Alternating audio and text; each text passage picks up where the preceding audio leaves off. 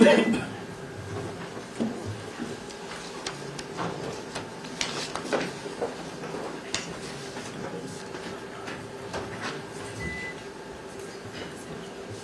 on behalf of other accused persons, I'll take strictly 5 minutes.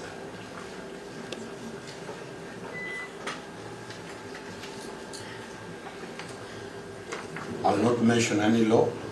My good friends have mentioned the Constitution.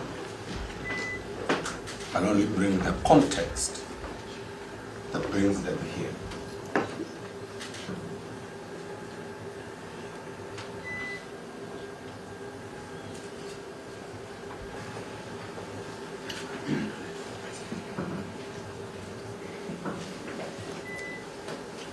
Okay. Just 1 moment. Just a missionary.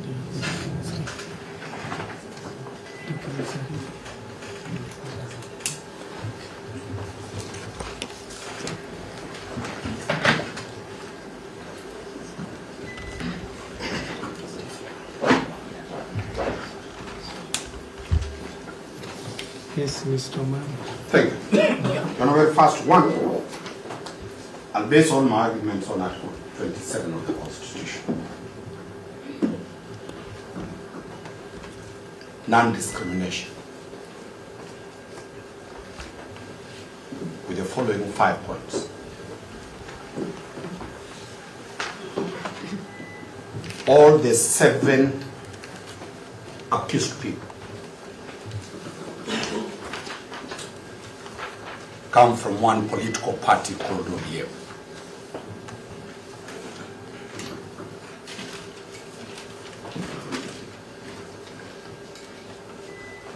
Secondly, Your Honor, they are members of Azimio.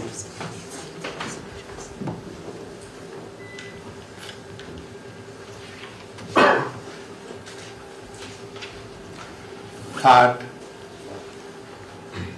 they are all politicians.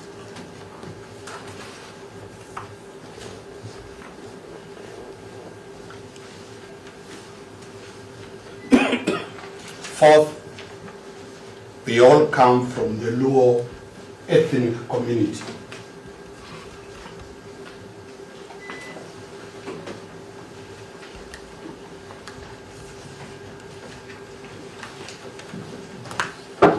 Fifth, Your Honor,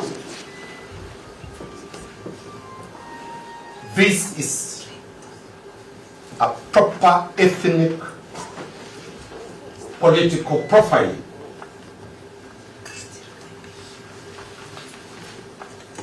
Your Honor, with all due respect. But they have to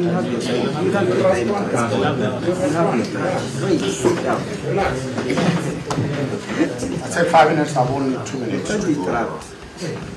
Your Honor, this affidavit has no date at the second line when it was sworn. This affidavit is as old as 2017. It is the same affidavit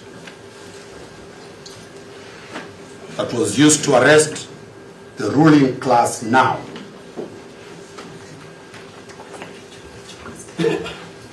From 2017 to 2022, it's the same affidavit. And all those that were charged based on this affidavit, their charges were withdrawn.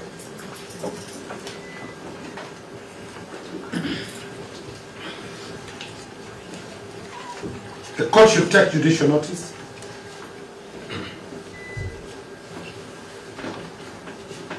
that the same police officers who swore this affidavit came to court and said they were forced. So, your objection to that line with respect to... That is judicial notice of it. The officer that deponed to this affidavit is before court. I haven't seen him ask Mr. Omari to talk about on his behalf. We just pray that that last line be ignored. You know, Your Honor, it is me who represents them when the DPP wants to charge them. I'll give you specifically to the officer who swore the affidavit of the deputy president. When that affidavit was disowned, the officer came to court and said he signed the affidavit under duress. It's specific and it's on the court record. So, our clarity is that for purposes of today, the IO that swore this affidavit is before court. He has not spoken to Mr. Omari. Mr. Omari might have done very well in other cases, but this affidavit has not been said to have been sworn under duress. That's the only clarification I'm making. For today, I'm giving Mr. Witty the perspective that come 2027, the same will be disowned that it was signed under duress. For now, it will not be dissolved. So that the court, as it is, it looks at the whole political context. Lastly, Your Honor, on this affidavit, I want to bring to the attention of this court that it is only the judiciary that is going to protect Kenyans. A great responsibility is on this independent arm. The political dwellers outside should not be criminalized.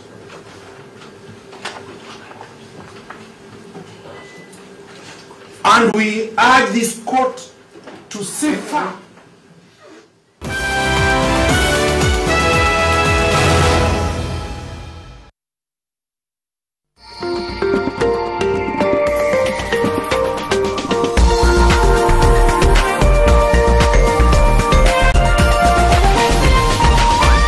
This is NTV.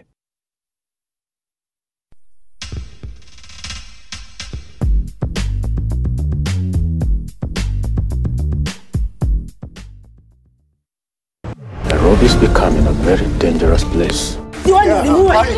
Mimi nadhani hido ndio ilifanya brother wangu akauawa. Sasa hizi sina tuko nazo. Okay, but si we are dead. Tell me where my money is and I'll make this quick and painless. Mnajua kuna mtu atatoka hapa kabla nione hiyo ganji eh? Hata afadhali tuichome. Nitakuangusha hapa hivi saa hii.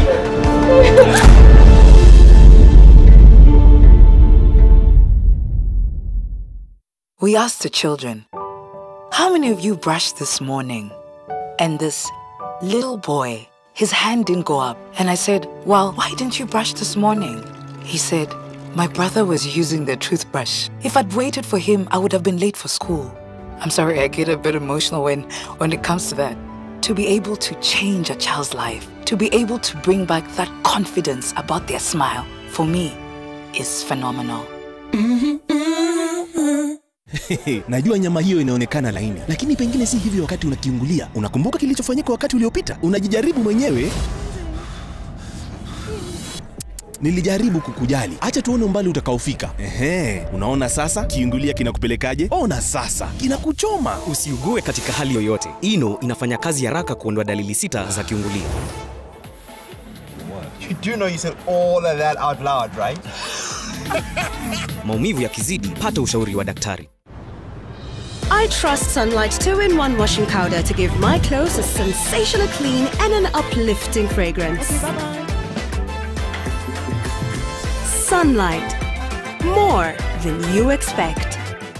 With Glovo unaweza order chochote na ukipata una celebrate na body yako yote. Because your tasty grilled chicken ikifika, weekend inaanza. Ingredients are your favorite recipe just in time. Na wakati keki inafika ndio sherehe inaanza. Because to get anything on Glovo deserves a dance. Download the app, order anything unataka na we track minute by minute mpaka ikufikie. Glovo, order anything, we deliver in minutes.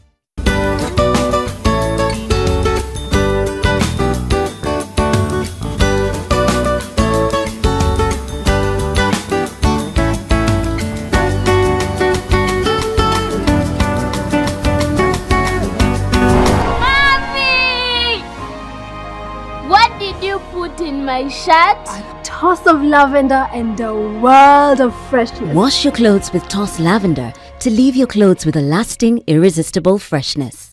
Blueband peanut butter, made with 100% pure peanuts and a good source of omega-6. Grow healthy and happy kids with Blueband peanut butter. Available in 200 grams, 400 grams, and 800 grams.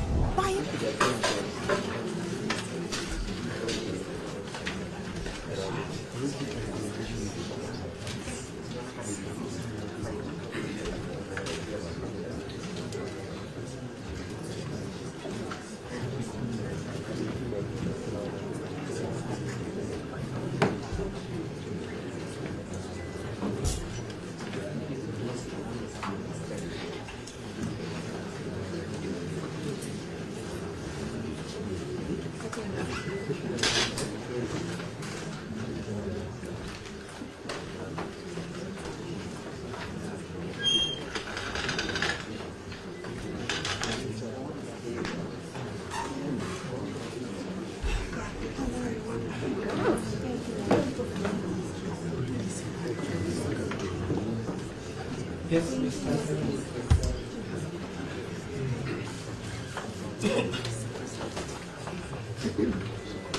Your Honor, allow me to make very, very brief remarks on behalf of all the accused persons.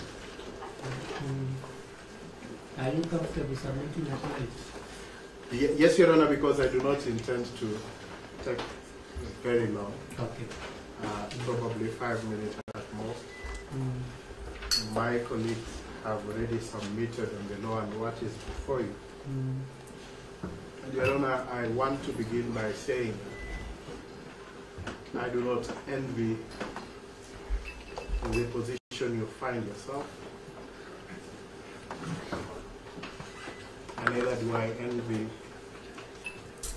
the position that the prosecution finds itself.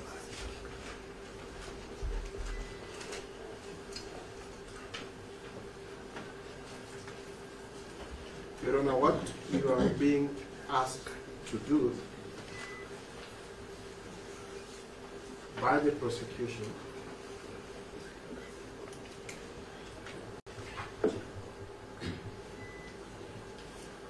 is to employ unconstitutional means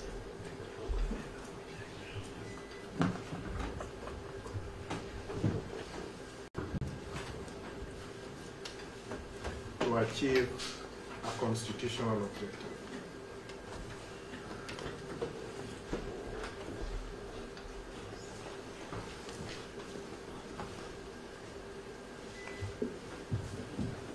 You know, the whole purpose of Article 49 and Article 50 of the Constitution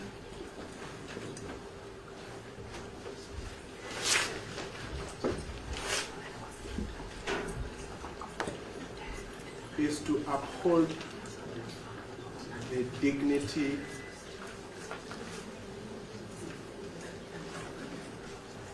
of the human person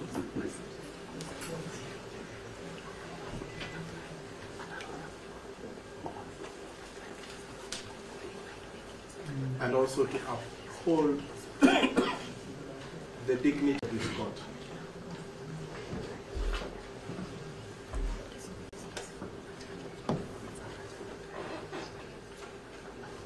So you're right, with my humble submission that should you allow this application,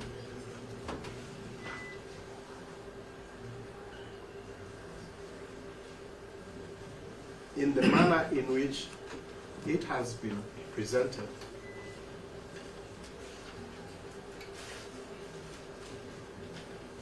and in light of the manner in which all the accused persons were arrested and treated,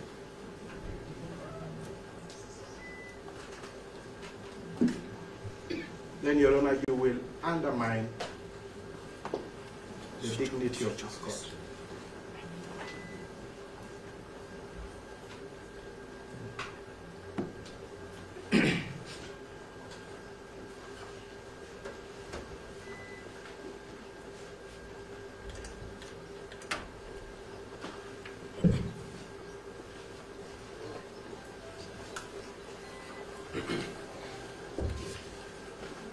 Your Honor, this court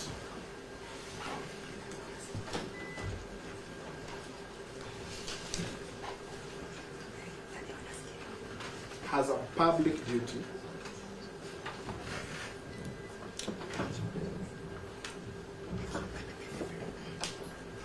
to not only uphold the authority of the Constitution,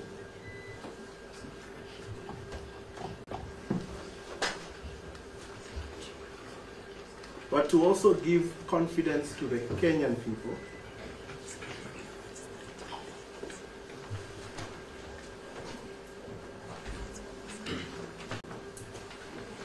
that in the Republic of Kenya,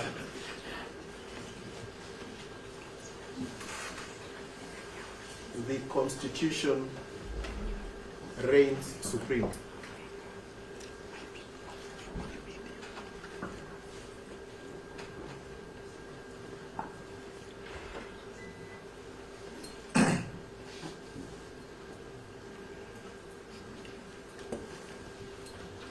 So, Your Honor, in as much as I said that I may not envy the position you find yourself in,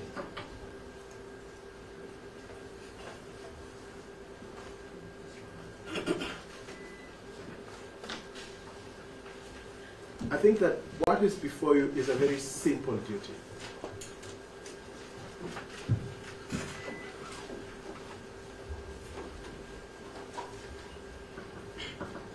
And that is to send a message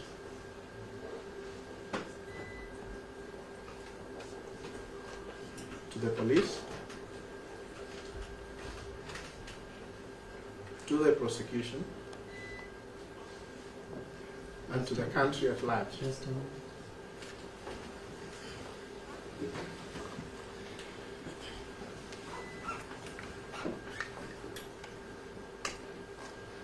Do you mind if I interrupt you again? Then I am entirely in your hands.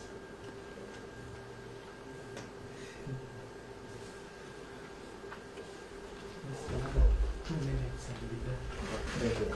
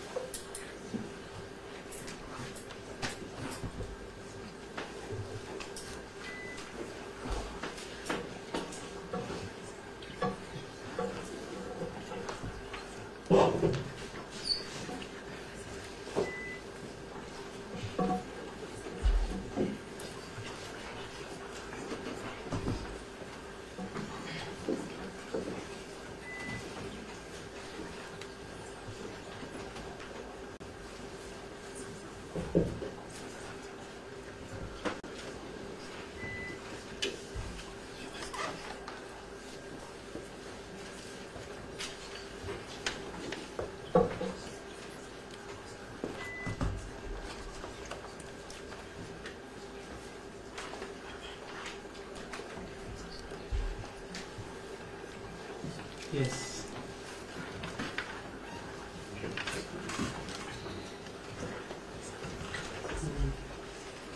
Yes, Your Honor, I was saying that you have a very simple duty. Because courts do speak through their pronouncements.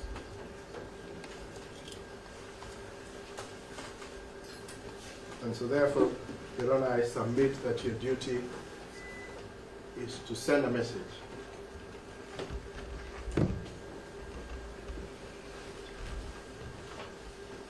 to the prosecution, to the police, and to the country at large.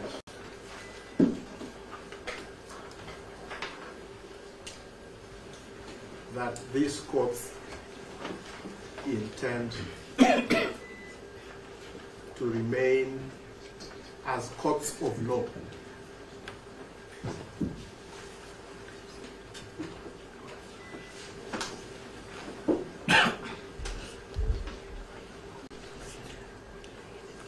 And that any infractions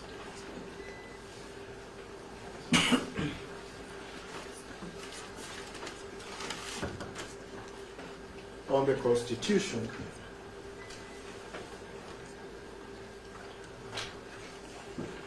will not find refuge in this court.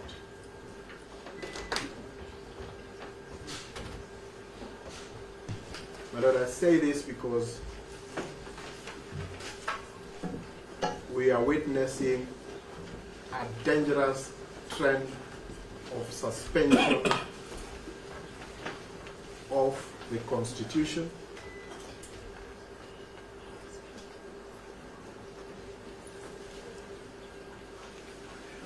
and unless these courts speak, there will be no one left to speak for them.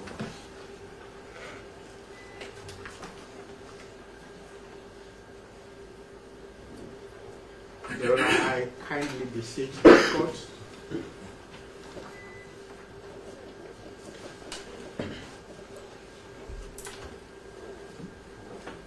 to release all the accused persons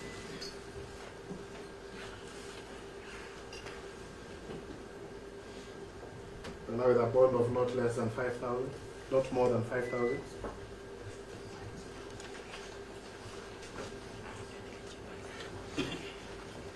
So that they can go home, reunite with their families. Because these proceedings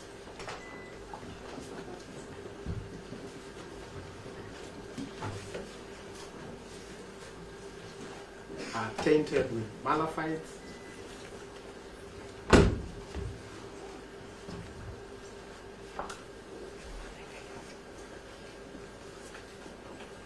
constitutional impropriety,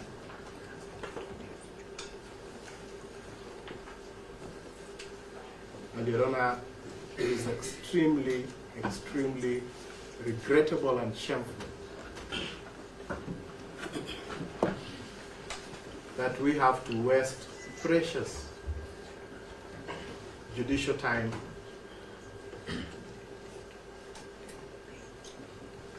conducting this manner of proceedings. I therefore join hands with all my colleagues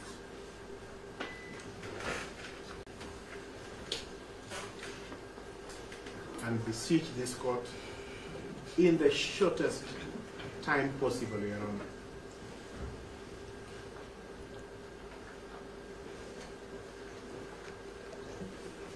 to dismiss the application that has been filed before you,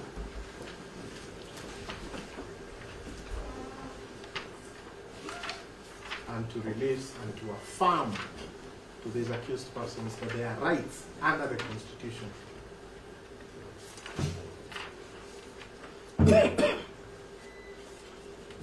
will always be protected and affirmed by this court.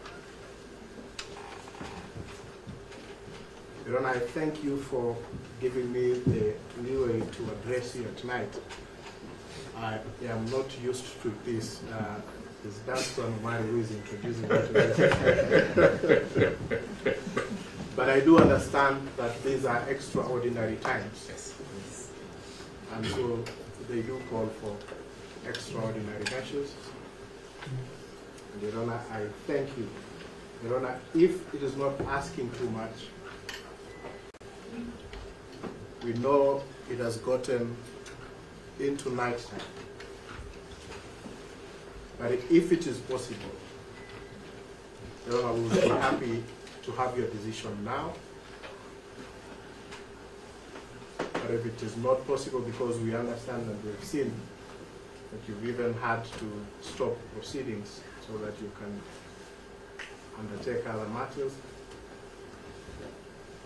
we would be more than happy to have your decision early tomorrow morning.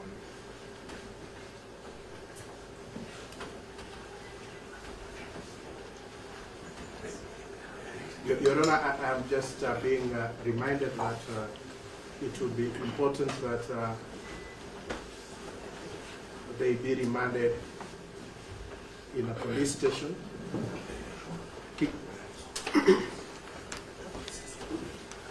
Kileleshwa police station.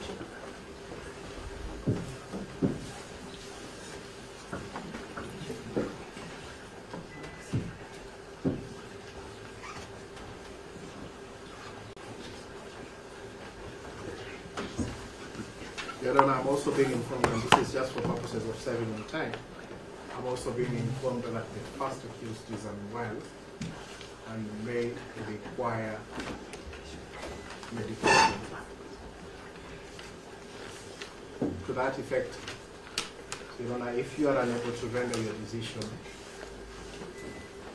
now,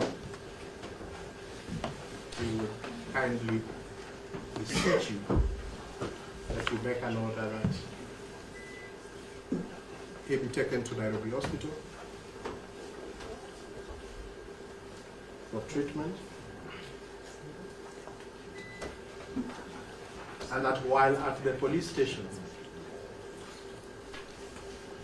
their right to counsel, to their advocates to see their clients, and the members of their family should not be curtailed.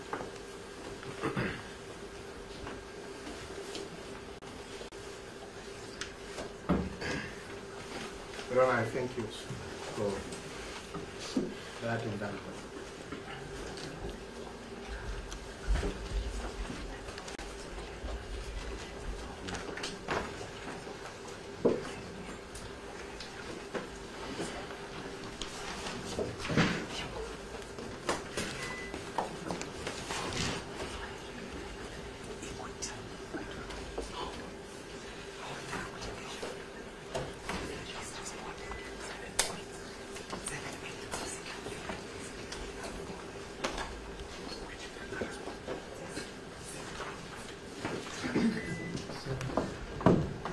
Mr. Lim, I made you rush, and then I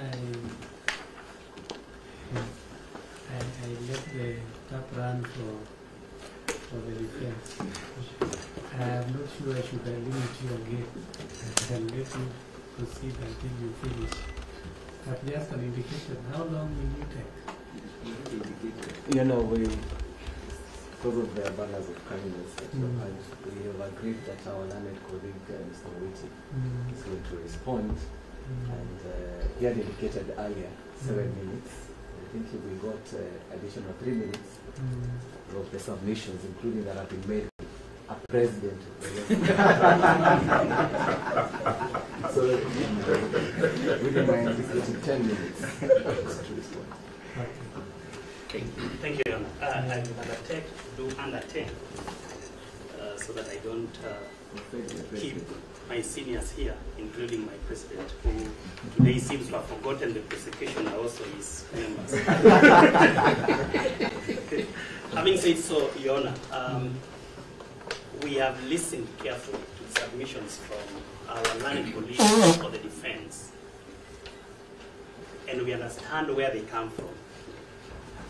However, seated where I was sitting, 98, sorry, Your Honor. I am reminded that I should go slower than my usual speech. When I was indicating to court that with the benefit of my mathematics prowess, 98% of the submissions before you today has been on alleged, and the word alleged is chosen deliberately, alleged violation of fundamental rights and freedoms.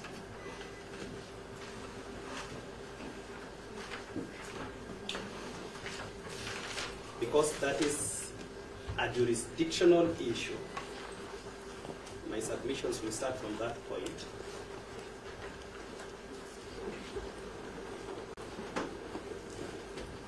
And our invitation to this court is that when you retire,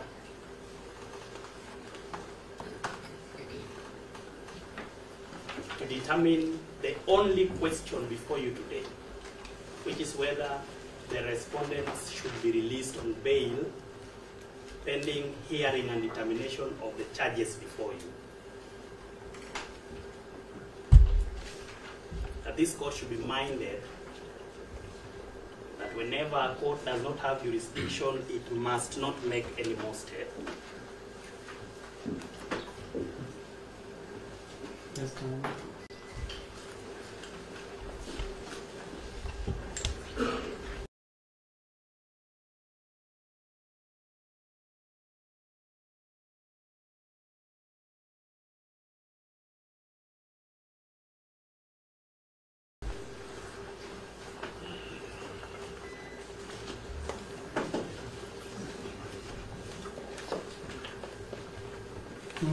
And that rule applies also to independent issues before you.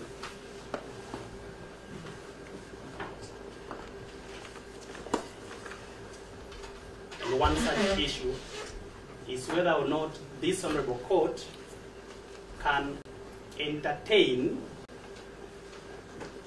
hear, and or determine questions of alleged violation of rights and fundamental freedoms.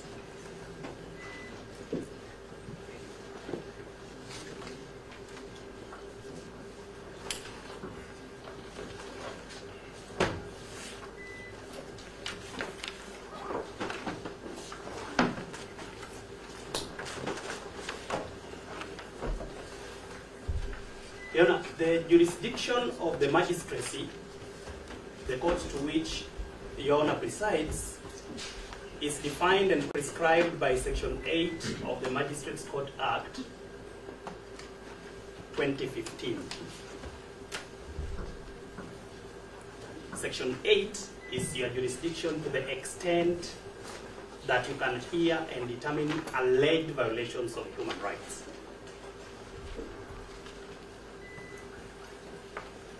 And that section says that you can only hear questions of alleged violations of Articles 25A and B.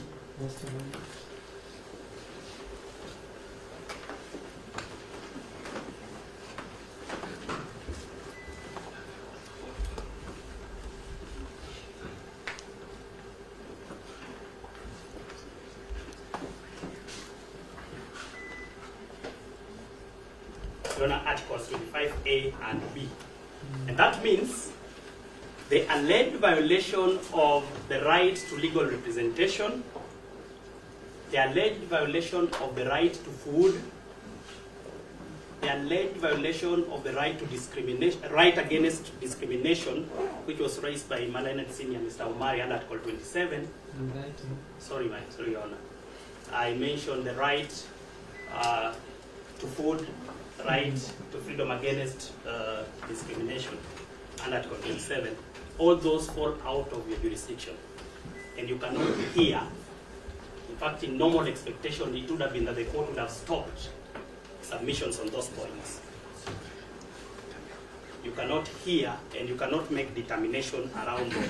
This is not to say that the ODPP, whose jurisdiction I'm going to mention second, denies or accepts that there were such violations, we are saying that the forum for that determination, the forum for such a hearing is outside your mandate, and they cannot be the basis of your consideration. For the avoidance of doubt,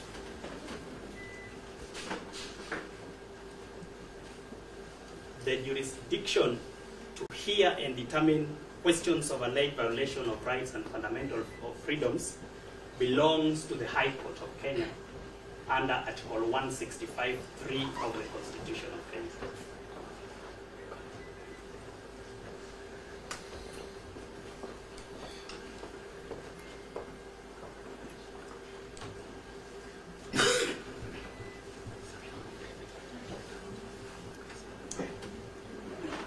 (165(3) of the Constitution of Kenya, 2010.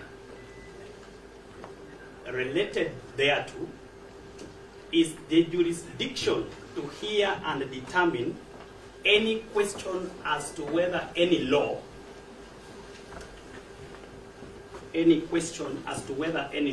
or provision thereof is in violation of the Constitution. My learned colleague, Mr. Okach, tells you that Section 77(1) of the Penal Code was used against the Mau Mau. It is in his view that it is an outdated law.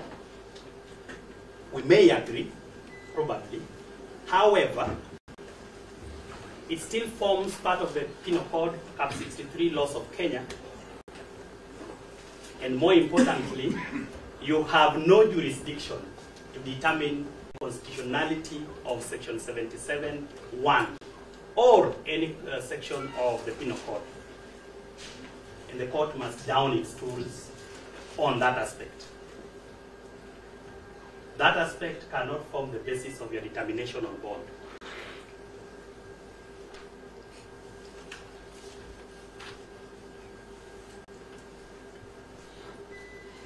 However, Your Honor, for completeness, sorry.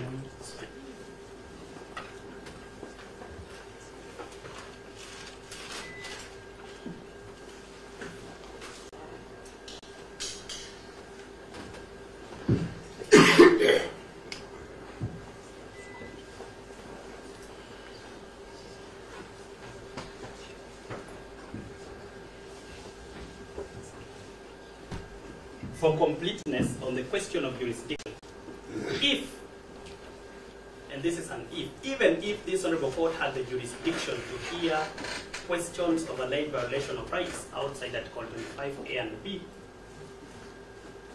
and therefore could find or make a finding that there indeed was a violation of the rights of any of the respondents,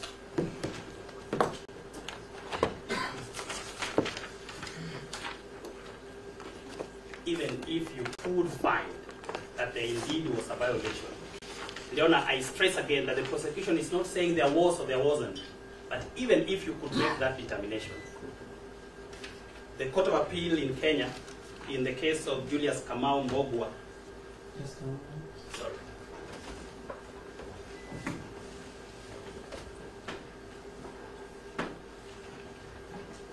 You are very fast. I'm sorry. I was born a quick speaker. I am struggling to go slower than I'm trying. Yes. The Court of Appeal in the case of Julius Kamau Mbogwa versus Republic, Julius Kamau Mbogwa versus Republic, Criminal Appeal number 50 of 2008, number 50 of 2008, this decision is equally reported on the Kenya Law Reports 2010. And as correctly noted by learned counsel Mr. Okach, sorry, Mr. Awele, that a violation of fundamental rights does not go into the root of a charge. We are again not saying there wasn't or there was. This court has no such jurisdiction. But even if that finding could be made, that violation, which can only be heard by the High Court, cannot go into the root of the charges before you, but is compensatable in damages.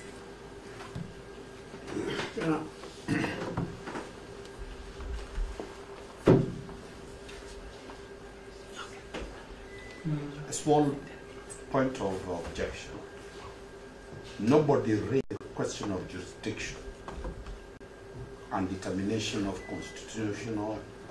constitutionality of sections. Council is dealing on an abstract matter. My two councils said here they shall follow that elsewhere. So we have not said this court has no jurisdiction. And we have not said that this court should declare the charge sheet defective or unconstitutional. That is the whole issue we are raising. So my good friend JV is delving into matters that were not raised by any of the defense counsels. Yeah, just to help the court contextualize, when my learned senior Mr. Omari rose, the first thing he told you is that he was going to give you a context and not the law. However, as he started, the first thing he told you is there is a fundamental issue of Article 27. That could have been in record. So what I'm basically saying if I bring him clear, Article 49 that defines provisions for compelling reasons is a constitution. Let me deal with the question. No, I was only finishing that to bring to perspective that the courts here, magistrates, look at Article 49. And they apply it. Yes. They apply it, yes, but they cannot interpret it. So what we are trying to say is that, Your Honor, we are not asking for constitutional interpretations from you, or a finding that is based, or a constitutional finding. All we are saying, apply those ones as the law allows. Thank you, Your Honor. That admission works for me. I have actually finished my submissions on that. I remind this court, it did not have to come from the defense for me to raise a question of jurisdiction. We are just reminding you that all the articles of the Constitution that were raised cannot be heard or determined by this court, and we will wait to address them before the High Court. I am done with that question. And, Your Honor, we plead with the court to take down that admission by counsel, that they admit you are not the right forum to handle issues of constitutional violation. Secondly, I'll now come to the question of the role of the Office of the Director of Public Prosecutions. We have been accused for coming with unclean hands before you.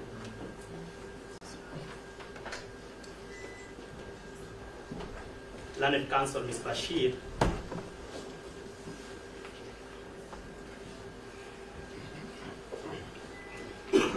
raises a contractual maxim not applicable to criminal law, that anybody who comes to equity must come with clean hands. Even, sorry, anyone who comes to equity must come with clean hands. Even if the maxim were applicable, the obligation to prove that our hands are dirty was on Ms. Bashir. She has failed to prove that our hands are dirty. In fact, according to her, we should have been the one to prove that we have clean hands. That's against the rules of evidence.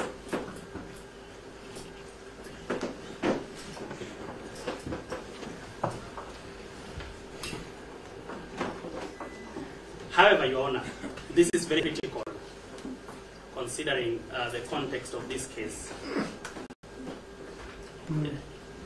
The Office of the Director of Public Prosecutions, as established under Article 157 of the Constitution,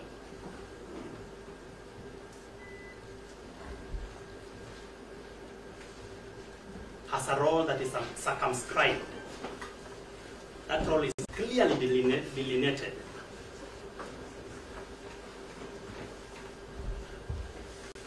I will tell the court one thing that role does not include.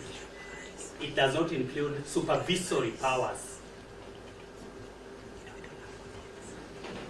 over investigative agencies.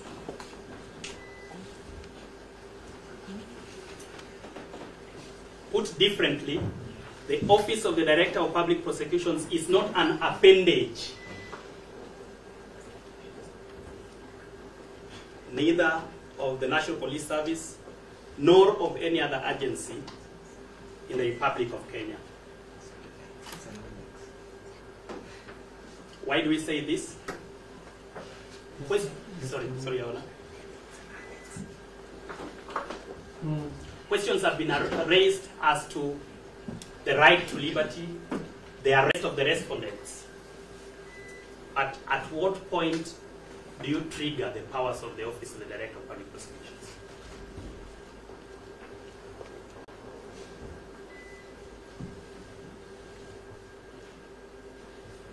The powers of the DPP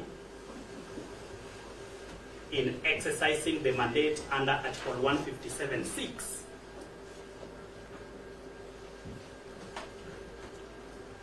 of the Constitution are only triggered when an investigative agency has forwarded an inquiry or investigative file.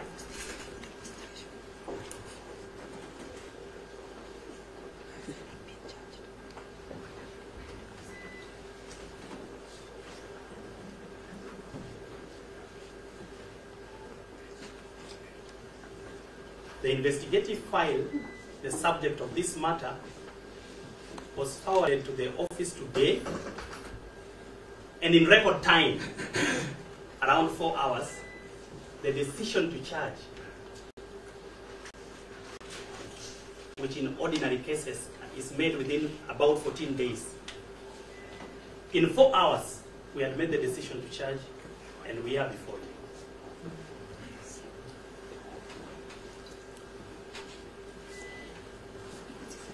You know, still, to help of counsel, I know the office of the DPP is vacant, and they might be shortlisted to contest for that position. Let him look at Article 157(4). If he will be confirmed as the next ODPP, he has the powers to direct the police. If you are admitting here that they do not have that power, then we have a big problem. Your counsel is deliberately misquoting me. Well, I think to his advantage. The powers under Article 157(4) of the Constitution is given, in fact, it's the only power, the rest are mandates. The power of the DPP under Article 157(4) is to direct the Inspector General of Police to carry out investigations into alleged criminal activities. That cannot amount to supervision. In fact, to confirm that, you read Article 245(4) of the Constitution, which... Sorry, Your Honor.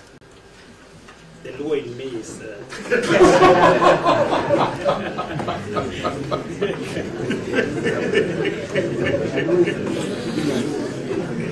Be careful, you might be sitting there. Be careful.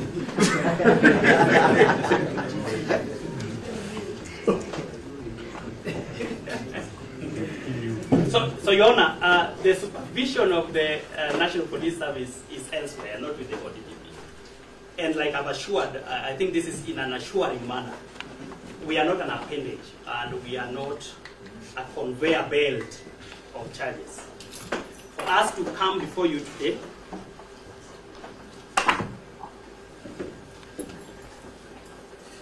as already indicated, a decision to charge was made in accordance with the Constitution.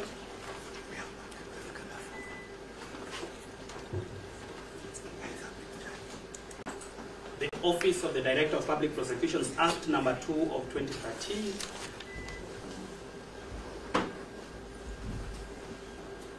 The ODPP decision to charge guidelines, on which the only test required of the Director of Public Prosecutions, or those of us exercising delegated authority, is whether or not there is evidence with a realistic prospect of a conviction. We may have been wrong in making our decision all right, but that determination will be made by the trial court. And that's why we have presented charges before you. We shall be expected to bring evidence. Your Honor, if I may, and we do not want to interject our colleagues.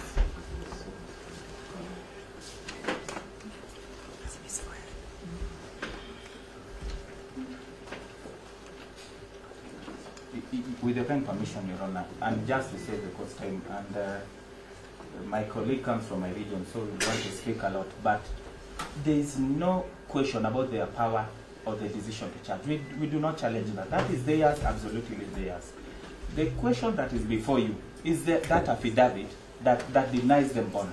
They've already taken plea. We are okay with that. We'll deal with that. But the issues that we believe the court is interested in is the issue of whether there are compelling reasons. And he's avoiding that because there is no compelling reason. Your Honor, I have that as my next issue.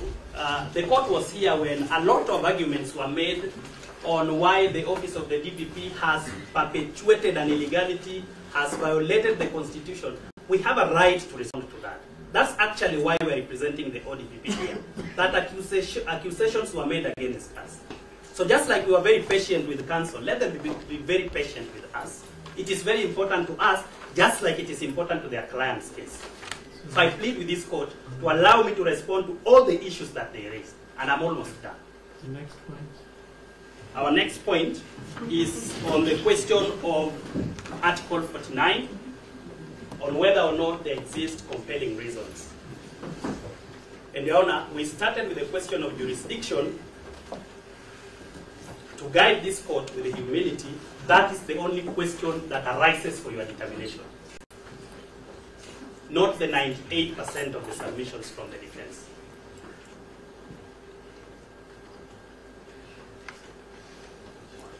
You know, first of all is the technical question about whether or not the affidavit is dated. It is not. However, a look at page 2 of the application makes reference to the deponent of the affidavit. Page 2 of the application.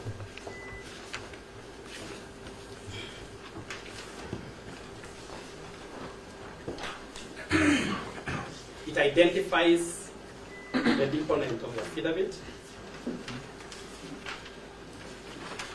and the affidavit speaks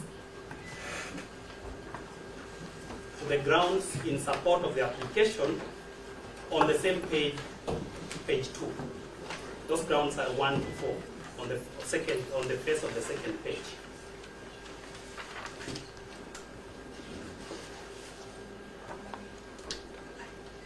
And finally, on that page 2, the application is dated. We therefore invite you to invoke Article 159 because the affidavit is stamped duly and it is signed. Invoke Article 159(2) and find it proper.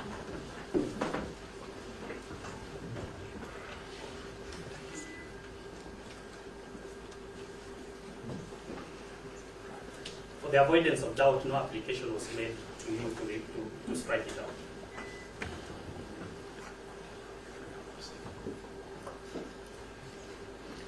To the substance, when you retire, Your Honor, you are going to ask just one question. And that's probably what should have come from the defense, and we should have responded to in rejoinder. Whether or not the prosecution has established any compelling reasons to deny any of the respondents' faith.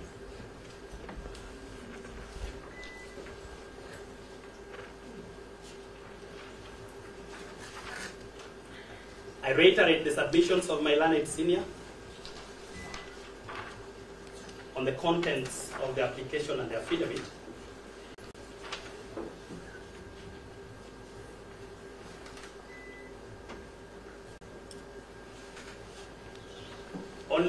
further refer this Honorable Court to clause 4.9 of the Judiciary Bail and Bond Policy Guidelines. Clause 4.9.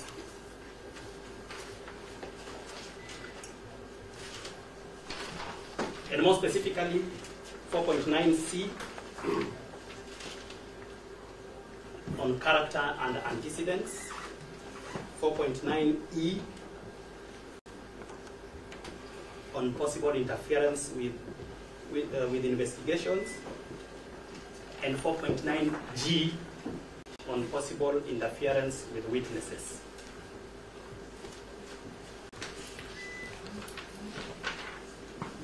Those grounds are again on the face of page 2. Just before we go to page 2, the prayers on the application, and then on page 2 we say the grounds number 2, number 3, and number 4. Likelihood of interference with witnesses at ground number 3. Likelihood of interference with ongoing investigations. And finally, the possibility of committing similar offenses, which goes to antecedents. Where do we get the facts? My learned senior, Mr. Awele, asks the question, whose reasonable belief?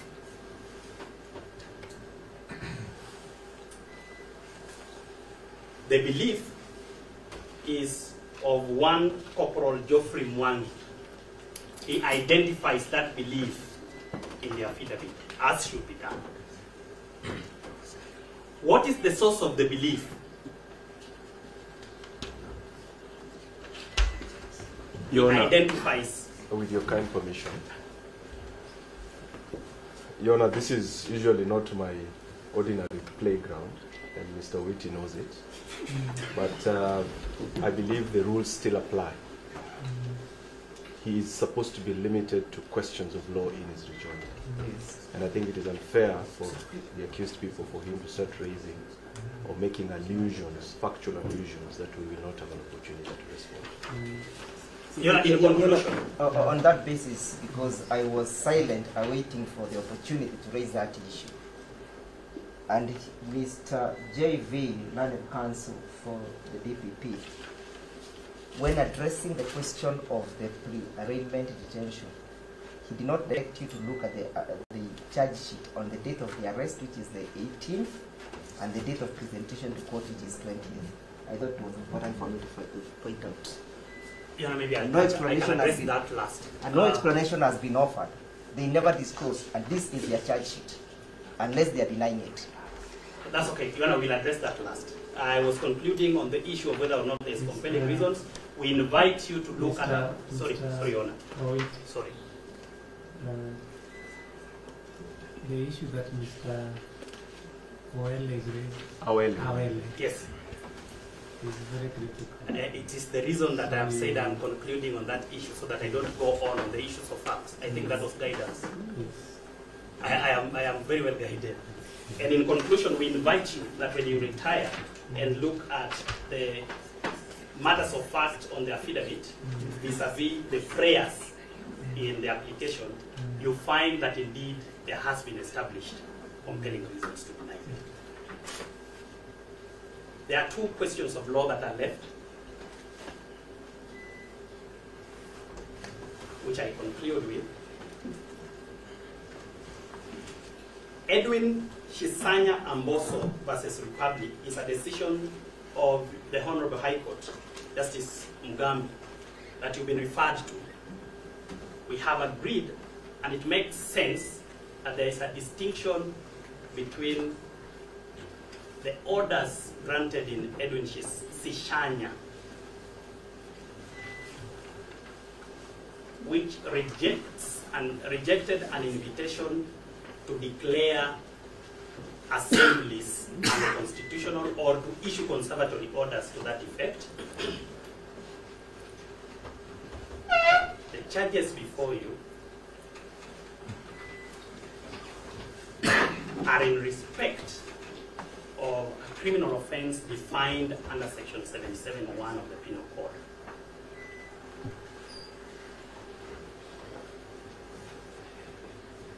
we admit and agree with the defense that there exists orders of the High Court upholding the right to assembly. Thank you.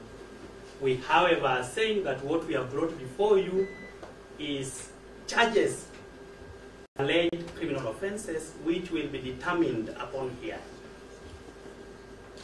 Finally, the question about the dates on the charge sheet, I would have referred to 3 provisions of the Criminal Procedure Code. One of them, section 89.5. There was no invitation from the defense or any allegation that there was any impropriety on the charge sheet. And there's no order of this court rejecting charges, which would have happened under section 89.5. Number 2,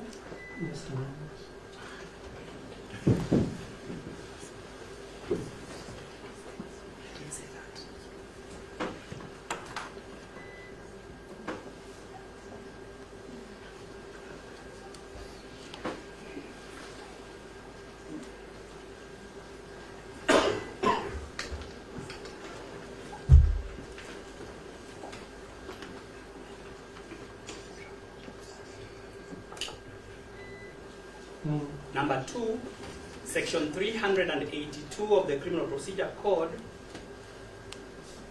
provides for an allowance in error of dates and names, among many other errors, and so that will affect the validity of the charges.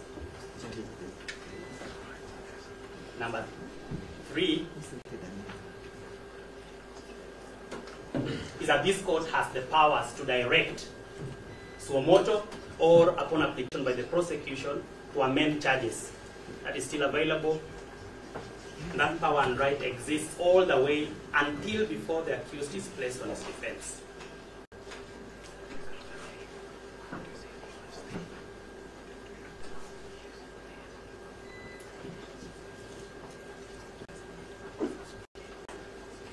In conclusion, Your Honor,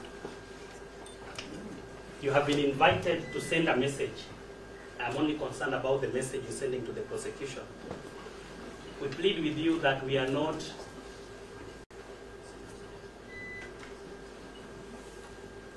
we have not shown, or you've not been shown any fault on our part to send any message. But even if you should, your role in this matter is to determine under Article 49(1)(h) whether or not there are compelling reasons or not to release the accused persons on bail. If that is the manner you are going to show or send us a message, we welcome it. It's JV threatening the court.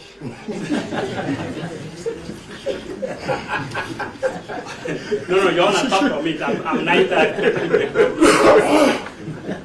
There's the issue I've been reminded about place of detention. Should this court not be able to make a determination in the next few minutes? And I have been advised by the Deputy Director of Public Prosecutions, who I am pleased to be leading me today, that we are not objecting to the accused persons being held at a police station. However, she has advised me that the police officers will have a discussion with where to place them, which police station to place them. Let me tell you one. Off record. The day they'll arrest you, they'll take you to Cancun. That is a honorable member of parliament. Let us treat our leaders with respect, away from the police. Yes. When I was dealing with the SSU matter, I'm only talking to him as a friend. This is off record, Your Honor. Off completely record. I'm advising him. We can talk about this off record outside. Well, I'm only advising state officers. Your Honor, again off record as he sees, he has applied to be my boss.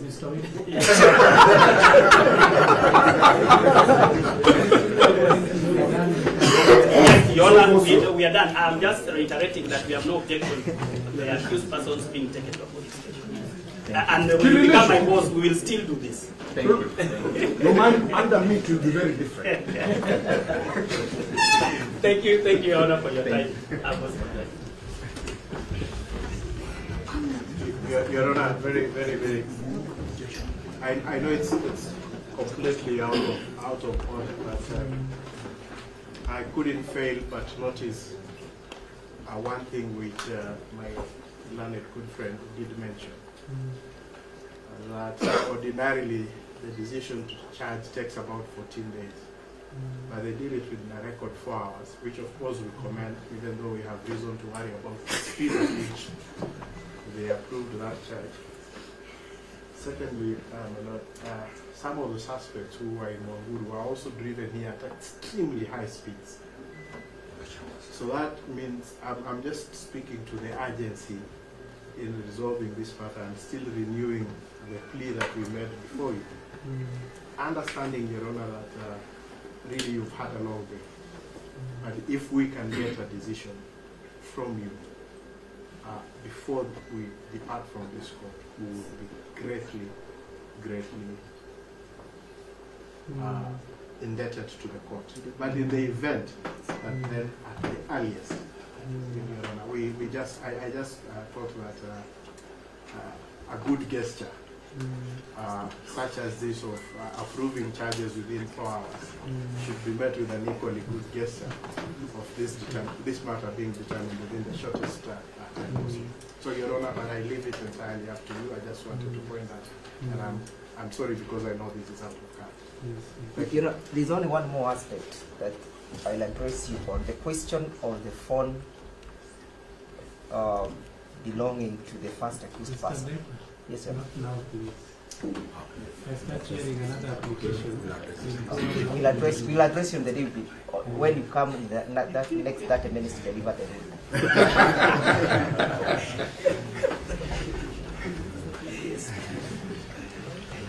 If it were not because of the large number of people in the courtroom and the consequences of not hearing you to the end,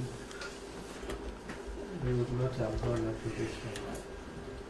But I thought if I stopped midway, maybe, we reason differently.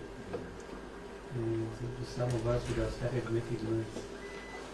So that's why I've decided to let us proceed up to this time. But it is extremely unusual, isn't it? It's extremely unusual. So I know you would have liked to have a decision right away. But I'm also asking what would be the effect of that decision, whichever way it goes. If Madam, you fail in your application, and it goes to in favor of the defense now, will they be able to have the benefit of that decision now? I think the answer is obvious. Yes. So that's why I'm asking to do it tomorrow. Now that we've had a long day and a short night.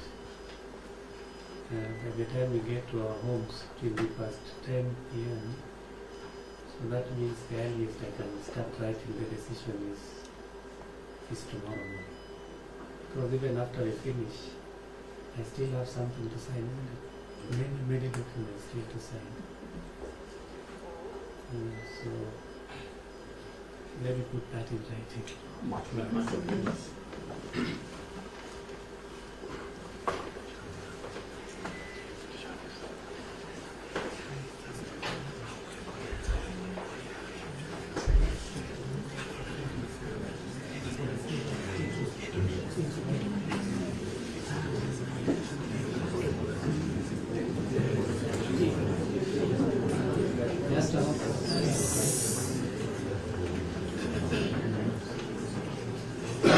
We are still sitting, eh?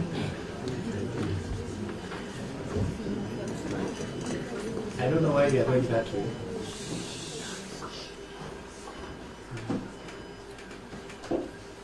So tomorrow, what time do you prefer?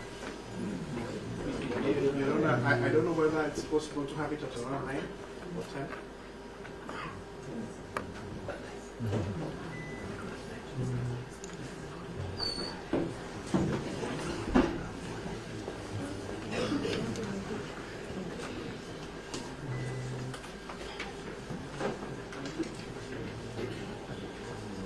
about 2? Because till tomorrow I have to start sitting at 9.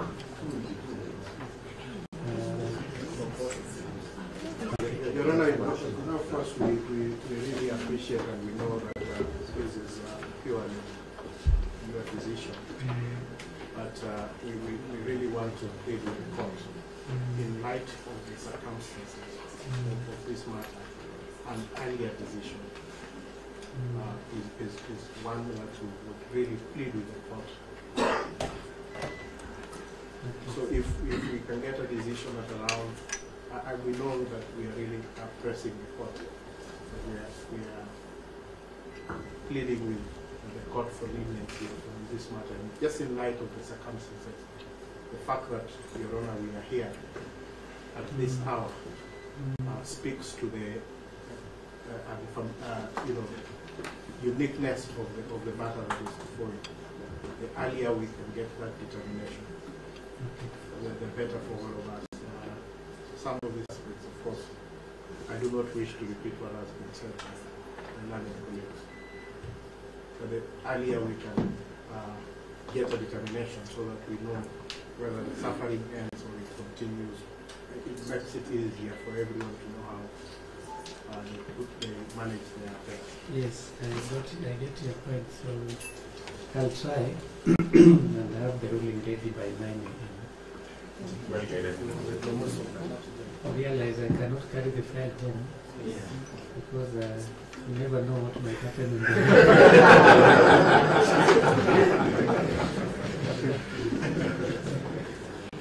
Yes, you can meet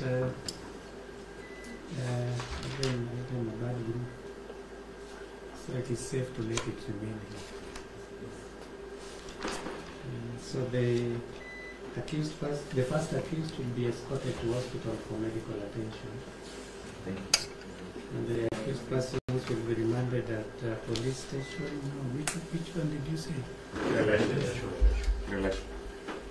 Okay.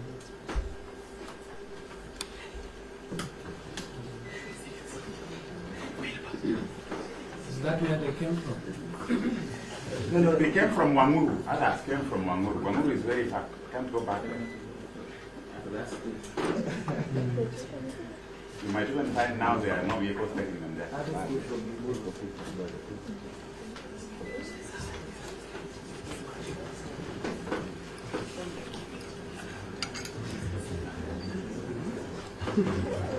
So the accused persons will be remanded at Kileleshwa police station until tomorrow. Yes, I think we have come to the end, and just for housekeeping, this is now a humble request.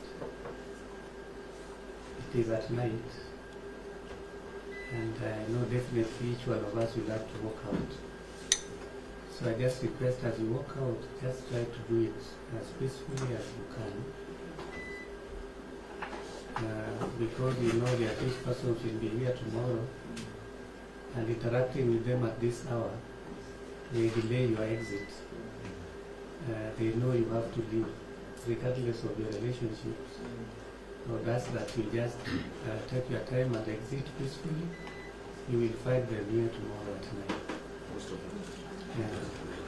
On behalf of all my colleagues, we wish to take this opportunity to thank the court and the prosecution and the court assistants and the members of the press and the gallery for the magnanimous time you have given unto us and the time and the kindness you have extended to the kids. We are so much humbled and obliged. Thank you. To both sides. To both sides. And I do confirm on behalf of the prosecution that the decision was that of Solomon. So we are really elected and we appreciate it. Thank you. And also for our colleagues. Thank you. Thank you. So enjoy your evening. Thank you. You too. I don't want to leave you here. I'll ask that you leave ahead. That's very unusual, Your Honor. You're always the first one to leave. But we shall oblige. Yes.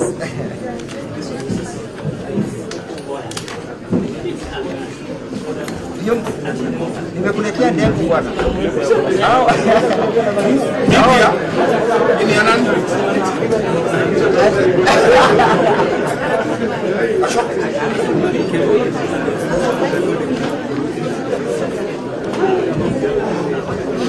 Sasa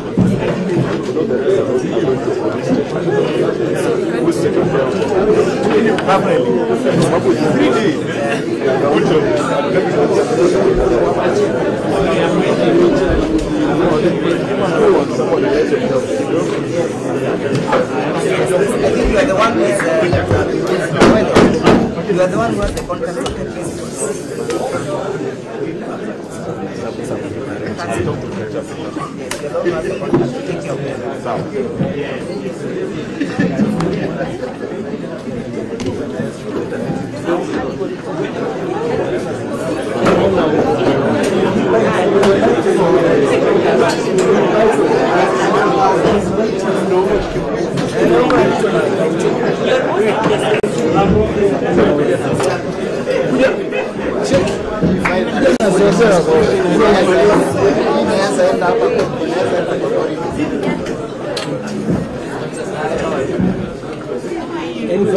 NTV, let us know.